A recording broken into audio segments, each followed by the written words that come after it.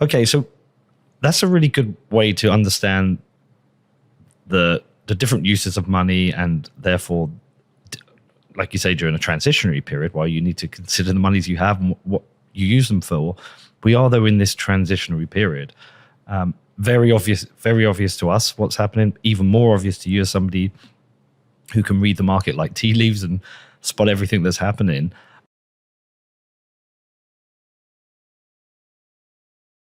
I think this is one of the really important things for people who haven't fully understood what's happening for the nature of money right now, or haven't fully considered, let's say, all digital money, not just Bitcoin, the advent of CBDCs.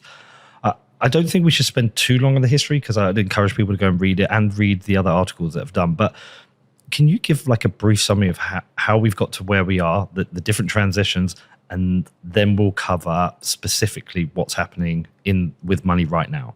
Sure.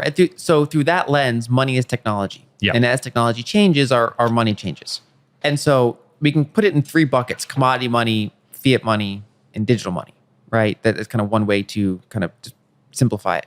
And so commodity money was the reality for thousands of years, where you're trying to figure out, if someone has apples and they farm apples, they want to turn that into products and services. Rather than try to line up all these people that need apples, she can find a third asset, something that everybody wants, and sell her apples for that, and then being able to use that as her savings and her expenditure in the future, right? And so you need something that is, going back to the properties we discussed, that is liquid, fungible, everybody wants it, it stores its value pretty well, it's easy to move around, you can transfer a decent amount of value with a small amount of space and weight, and so various commodities kind of serve that role. And the risk there is that if technology improves, you can make a lot more of those commodities, and so you can threaten the value long term of those commodities. And so, kind of like if you look at history, you kind of go up the scale to all these different, you can use salt as money, you can use coconuts as money, you can use livestock as money, you can use copper as money. And as technology improved, and as cultures with different levels of technology kind of interface with each other, the harder monies would win out over these ones that technology can devalue. And eventually you wound up with gold and silver, and then really it was gold that kind of came out on top in the end. And so that's kind of the history of commodity monies. And it's because gold has like an inherent kind of a difficulty adjustment built in. So as time progressed, we got a lot of easy gold deposits, and as our technology improved, we could access harder gold deposits, but it's increasingly hard to get that gold. And so actually, almost no matter how much human technology improves, we've had trouble making more than 2% more gold per year, right? And that's kind of the upper limit, except for very brief moments where we find a new continent or some sort of massive step change. Other than rare moments like that, we don't really know how to make more gold quickly. And so that's why it's kind of stood the test of time compared to virtually every other commodity in terms of being good long-term savings. But because the downside is portability and auditability, it eventually got very centralized. So it would get collected in banks and claims would be made on the gold.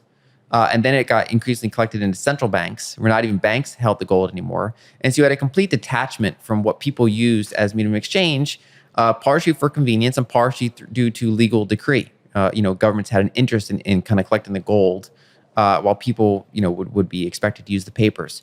And then but the risk there is that you can just, with a stroke of a pen on midnight one day, just sever the connection between those papers and the gold.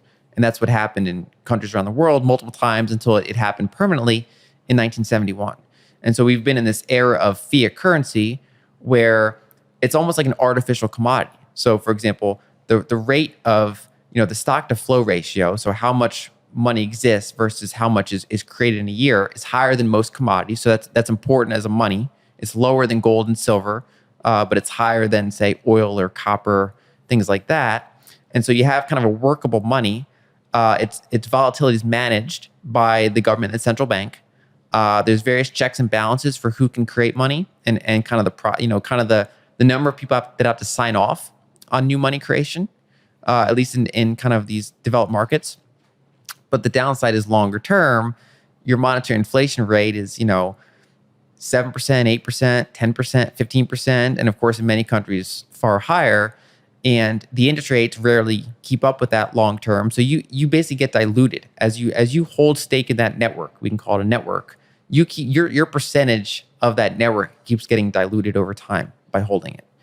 In addition, it still has shortcomings in terms of auditability, right? So, for example, in there's a lot of dollars held offshore, and then those get levered, and then but those still represent claims essentially for U.S. assets. And there's actually, it's a very opaque market because it does not have great auditability. And also obviously paper money can be counterfeited. And so it has various imperfections. And so that's been something that's been kind of plaguing humanity for a while, I would say, is that money is this kind of political thing. It devalues. And then especially for people living in emerging markets, it becomes, you have like a hyperinflation event once a generation, at least, right? And so that happens in developed markets around the world, developing countries around the world, I mean. And so it's bad enough in developed markets, and it's 10 times worse as you go down the spectrum to, if you go towards they call it the periphery of the financial system, people that, countries that they're not near the core of the whole money creation process. They're not the Fed, they're not the ECB, they're not the Bank of Japan. They're in these periphery markets, and they have all the volatility of the system. So the developed world kind of pushes the volatility out to them, and they get all the downside of the system and none of the upsides.